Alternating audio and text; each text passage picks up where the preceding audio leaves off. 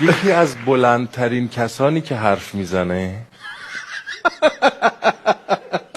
درست گفتم، یکی از کسانی که خیلی بلند حرف میزنه و سال هاست من دیوانه شدم از دستش. هی بچهای دستیار و دوستانو میفرستم میگم برید بگید جواد یواشتر. دست خودش نیست، صداش 400 دیسیبله به طور طبیعی و شلوغ کن. یعنی اون پشت ما داریم ضبط میکنیم، این ور صدای قشقش 400 دیسیبل میاد، یه سری هم دور خودش جمع میکنه.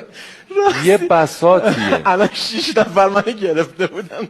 الان این پشت میگفتم مردم نشستن صدا اصلا نمیشنید من چی میگم، انقدر بالا بود.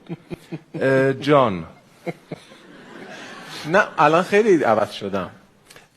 این عوض شدت بود من امروز دیدم. نه خیلی الان دارم کنترل میکنم. نمیبینی چقدر آروم حرف زدم الان اومدم تو. بله. خیلی دارم رو خودم کار میکنم، خدا رو شکر. چند تا از تارای صوتیمو از بین بردم. رو خودت چی کار میکنی؟ یعنی که این بهتری سرکه میخورم میذاره این تارای صوتی میذاره بسوزه از بین بره. ولی نه و خدا دارم تلاش میکنم که این اتفاق نیفته، یه ذره آدم آرومتری باشم، یه ذره حرفامو بشنون، چون وقتی زیادی بلند میگی اتفاقا حرفاتو نمیشنون. آره یه ذره الان معقولتر میگم، آرومتر میگم، با آرامش میگم که حرفامو گوش کنن.